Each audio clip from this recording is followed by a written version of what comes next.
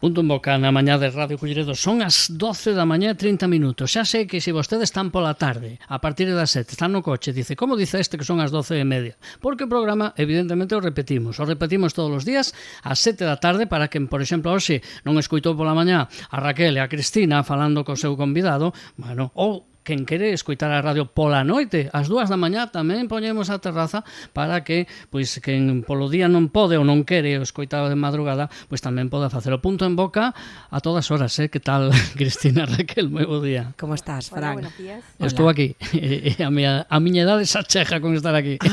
Ai, idade. Mañá cumplo 29, Fran.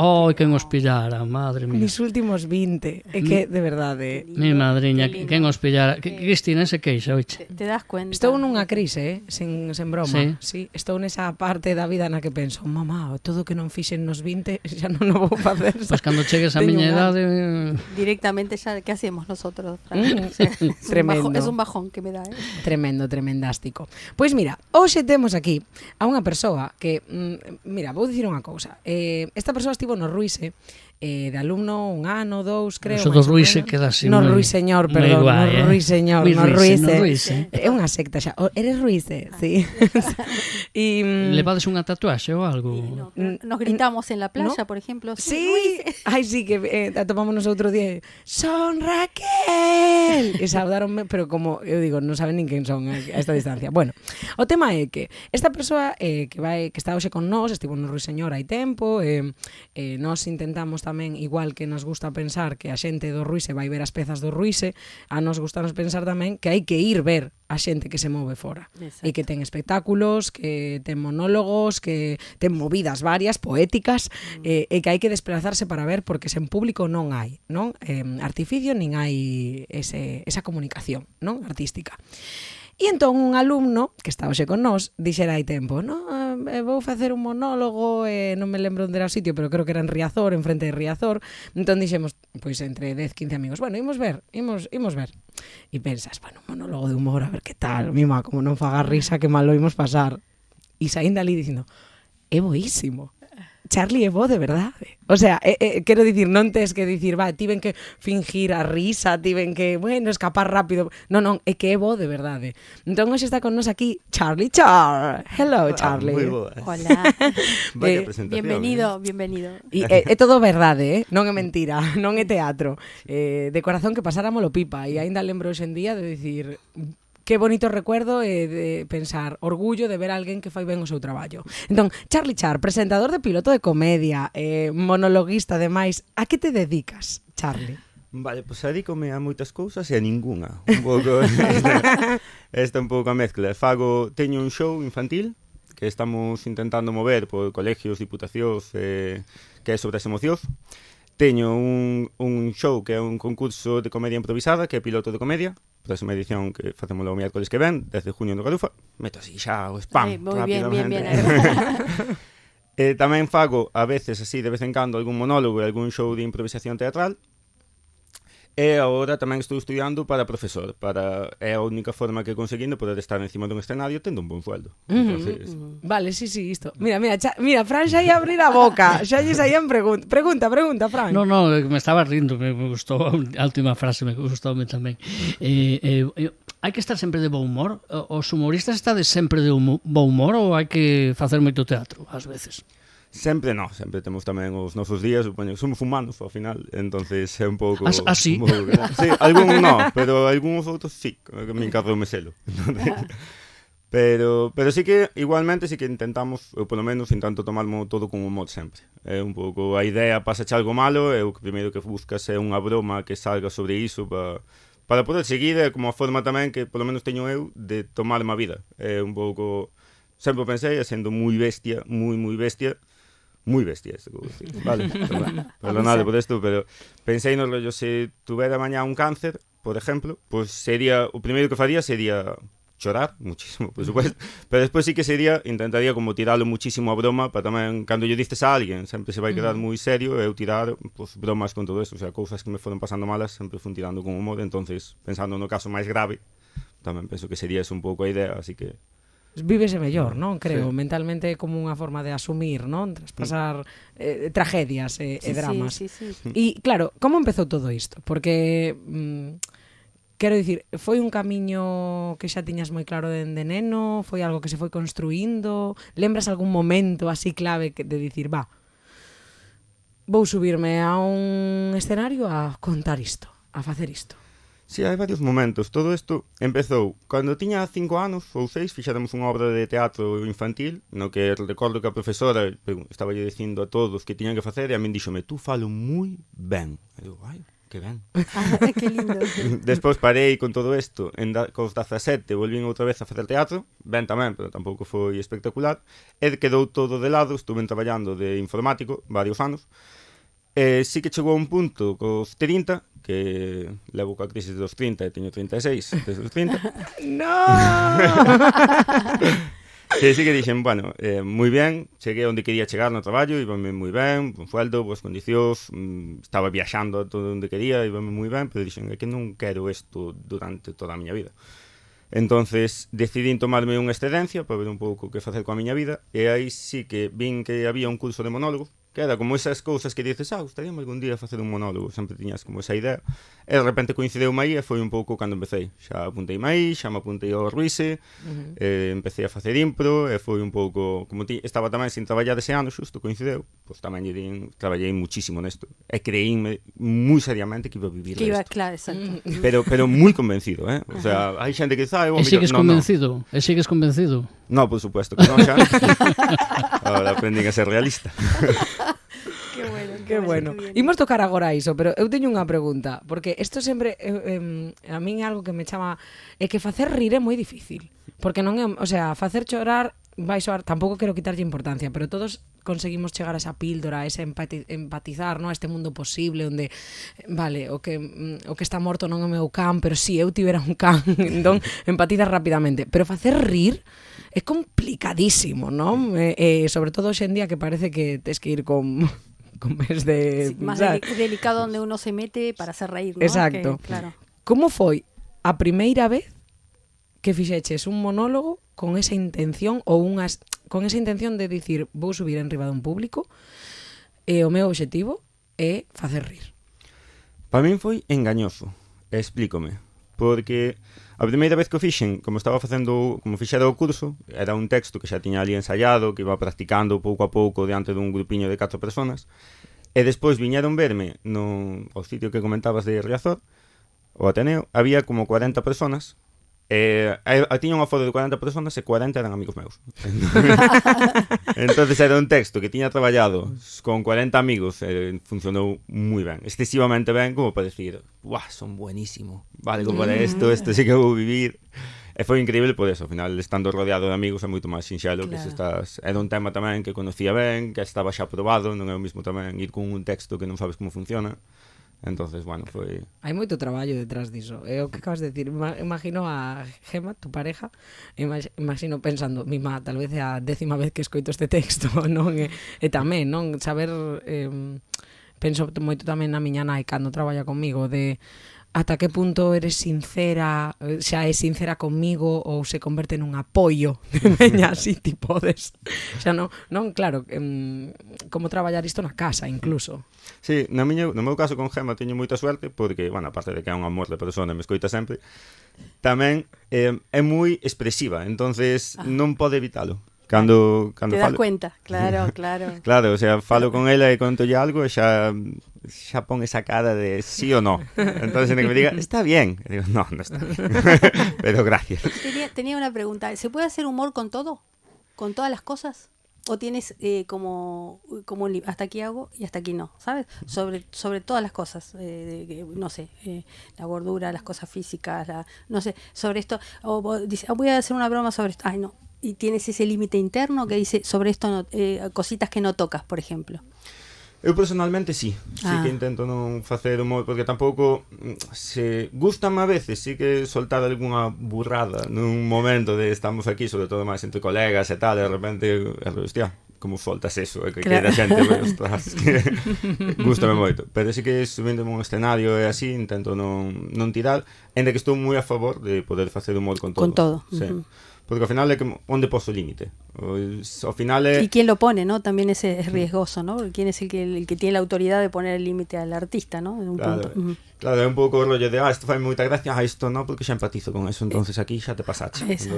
Ainda hai pouco contaron unha anécdota, non sei se debería contala, pero bueno, como non é miña, e pois algo contaron de xustamente un espectáculo, creo que foi destes Iván da Vila ou algún destos, que de repente soltou un chiste sobre xente en cadeira de rodas e levantouse unha señora e dixo: non pode facer iso, pero que haces? Es un faltón. E había unha persoa en cadeira de rodas xusto diante e dixo: señora, cállese, que eu quero escoitalo, Claro, sabes? claro, Que en plan, deixeme rir de mí mesmo. Que E exactamente. dis, ai, claro, hai que ser valente tamén para soltar ese... Eu non podería, Claro. pero dis, ¿sabes? Sí que hay un límite ahí, ¿no? Que hay una cosa. Yo creo que también algo tiene que, no sé, me dirás tú que sabes esto, ¿no?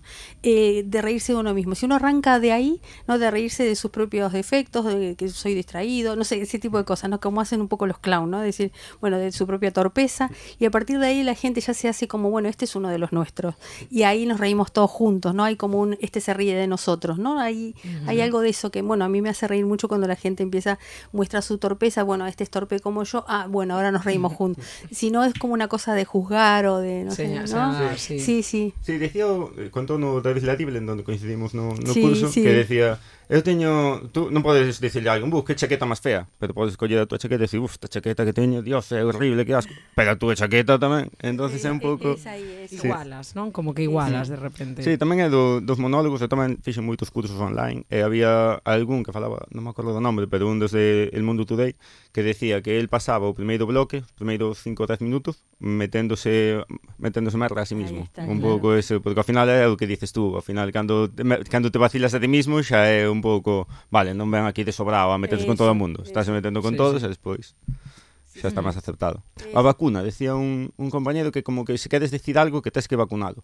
Por exemplo, decía o R. Bueno eso. Se queres falar de gitanos, por poñer un exemplo, Sí. dices, pues, teño un amigo gitano, relacionei con estes, levo moi ben, pero... Tes que vacunar, me gustoume Lo de la iso. vacuna está muy buena.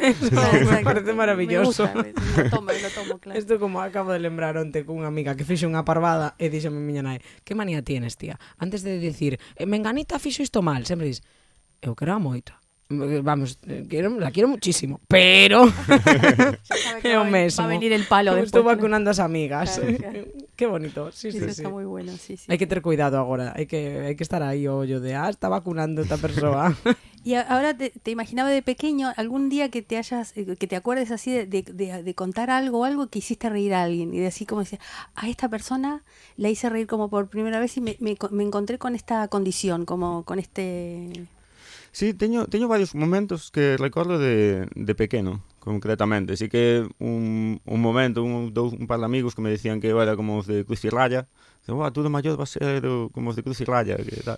Outro amigo tamén, acórdome de decir, salir como ca sudadera mal posta, e vamos, unha tontería enorme, e dice, é que eres moi gracioso, tío.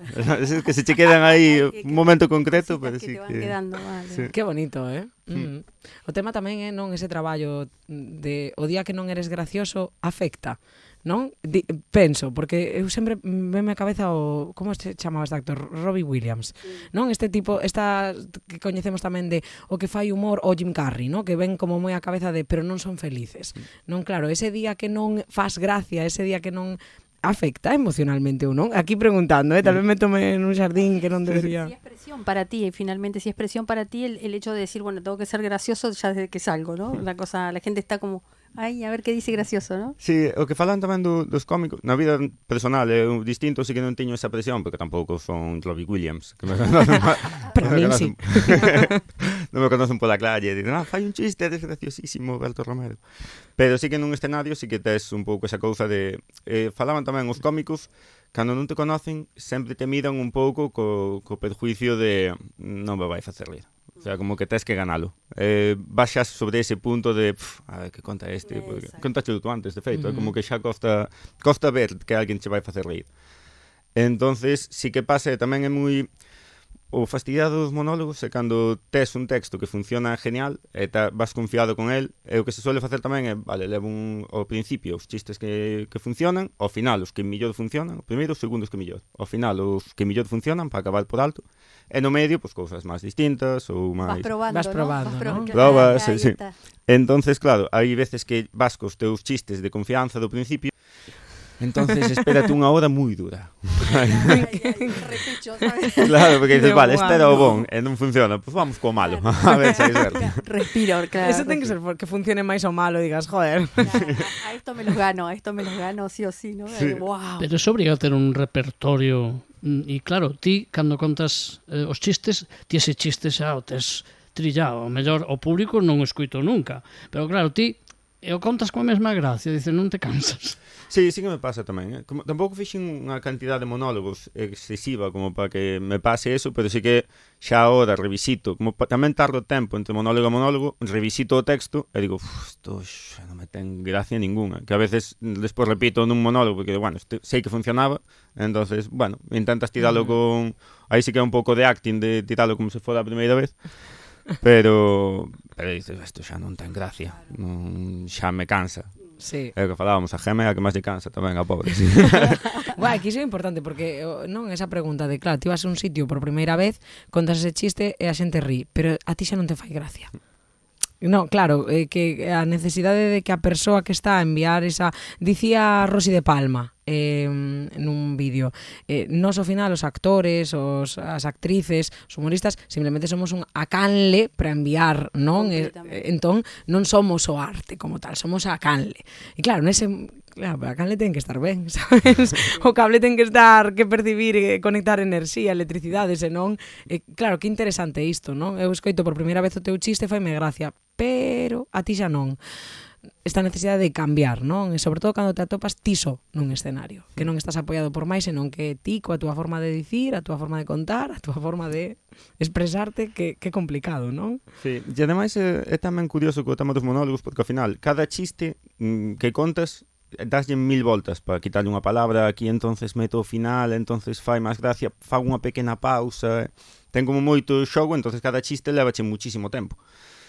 E que pasa? Ao final, agora creo que xa, co tema das redes, como hai tantos chistes, xa non se valora tanto isto, e o que se está valorando moito máis, que me pasou de velo en primeira persoa, é a improvisación. Eso sí que se valora moitísimo. Temos feito un monólogo que fixéramos eu e Irene Medín, media hora cada un, o noso millor media hora, e fixamos no medio, por rellenar, un xogo de improvisación, que nunca fixéramos, é un xogo moi sencillo, e a xente despois, eso foi o millor do monólogo. Digo, como que foi o millor? Sí.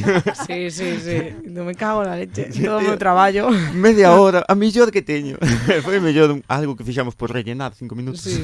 Guau, pero eu creo que tamén está aí polo que falamos sempre, que o risco é a verdade. De que a xente de repente aí é cando pensa, pode cagala, sabes? En plan, a ver que solta, ou que buena dentro de poder cagala, non, fixo que te cagas. En plan, ben.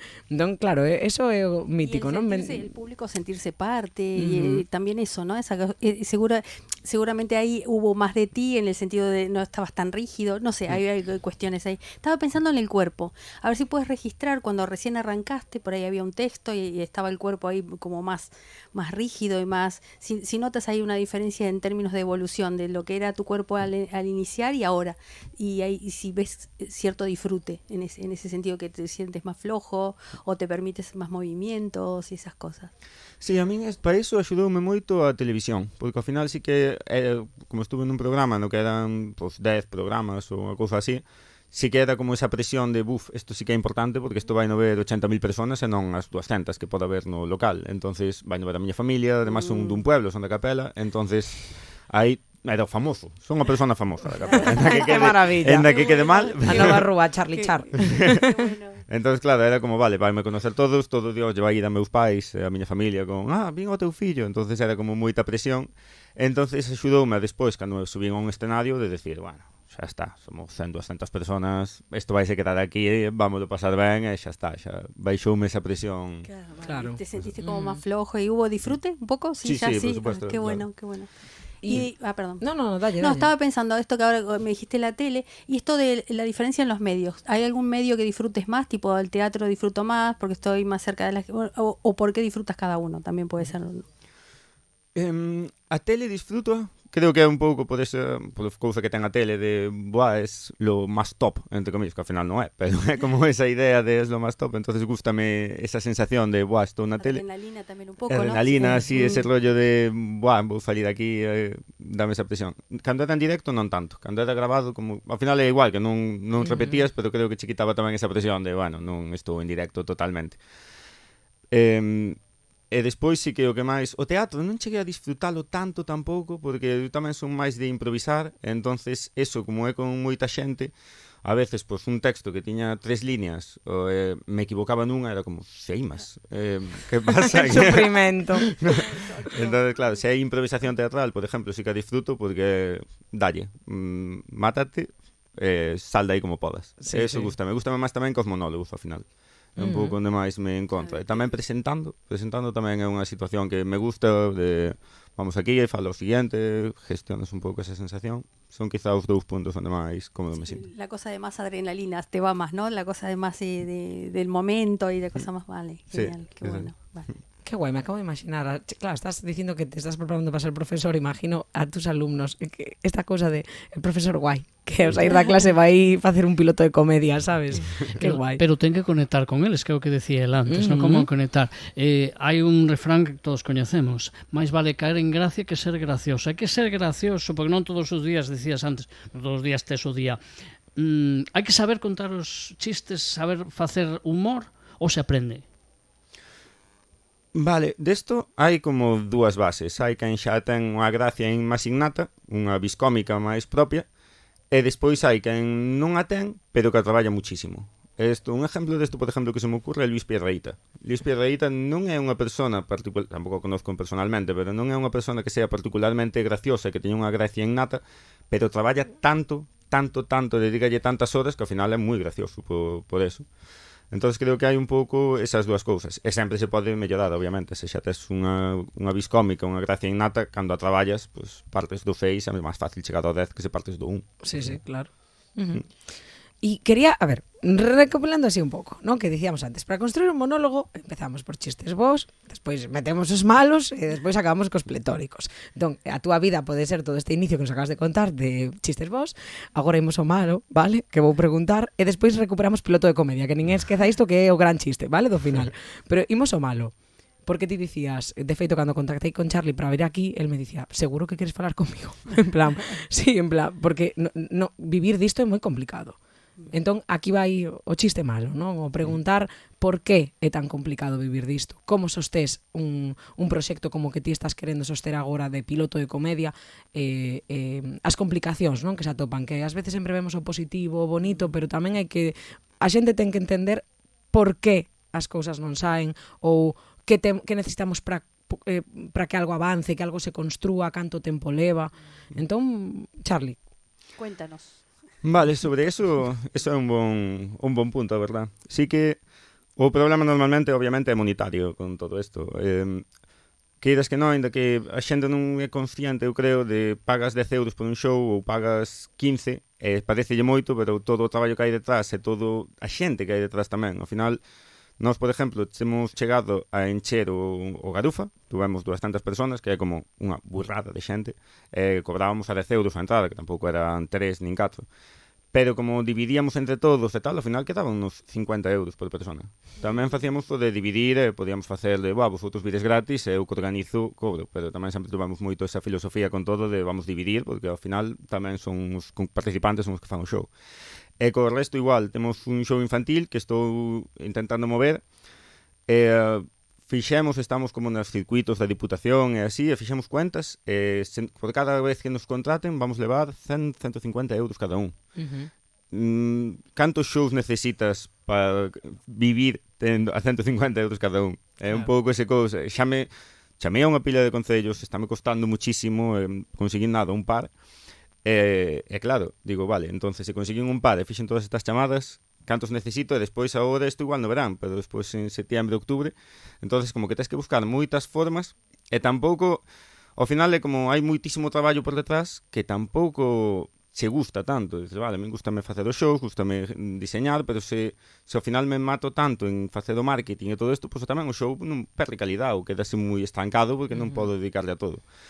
Entonces, ao final, eu estou como índome máis hacia, vale, que este sea o meu hobby, porque ao final é o que disfruto, e se me pode chegar a dar 100 euros ao mes, pois perfecto, pero non compensa. Eu algunha vez teño feito cuentas e prácticamente salíame a 1 euro a hora de traballo. Entonces non hai forma de... No, claro.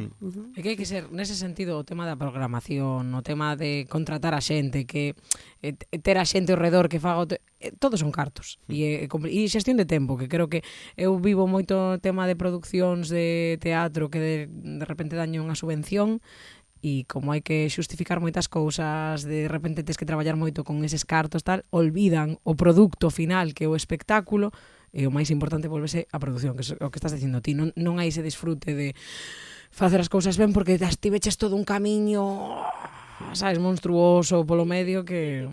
Todo lo que es la elaboración de esto, la parte administrativa, el papeleo, la organización, y como que te mata el angelito, por decirlo de alguna manera. Entonces, claro, cuando llega el momento de, bueno, y ahora voy a hacer la parte que realmente me gusta y estoy agotado, claro. Y ahora puedo hacer reír. Claro, no tengo con qué, de qué hago reír, ¿no? Porque estoy agotado de todo el proceso administrativo, tengo que pagar aquí, y el sonido, y luego también que no pierda calidad lo que voy a ofrecer, porque esa es otra, una vez que está terminado, pierde finalmente, para que no pierda calidad tengo que tener una serie de gastos que no cubro a la hora de tener las cantidades de entradas que vendo. Entonces, claro, es la cantidad de veces lo hemos tenido aquí con gente invitada que ocurre esto, ¿no? Si yo quiero tener este espectáculo de calidad, tenía que tener esta cantidad de gente que venga y no la tengo, ¿no? Porque tendría que cobrar una entrada carísima y la gente no tiene tampoco para primero que no es la cantidad de gente y luego la entrada tan cara, ¿no? Entonces, es todo como una serpiente que se muerde la cola todo el rato, ¿no? Entonces, Sí, creo que tamén está moi visto porque, claro, tes en mente a Buenafuente, a Berto Romero, estes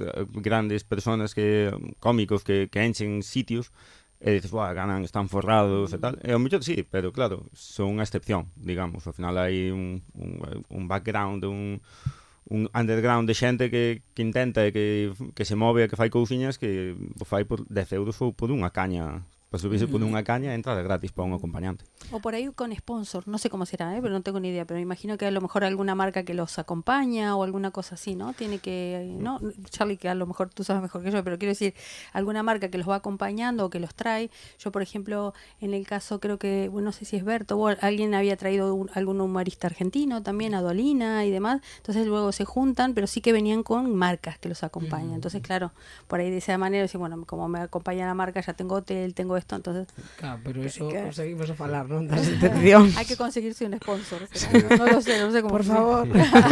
Alguien que me acompañe, claro.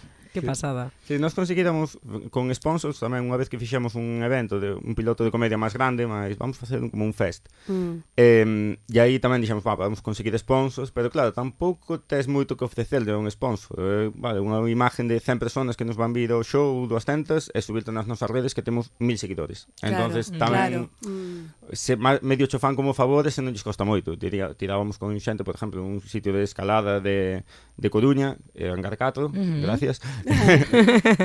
Pensa en Lanford que nos axudaron, dixeron, vale, pois tomade uns tickets gratis para subastar ali, entonces pues ganamos unos cartiños gracias a eso.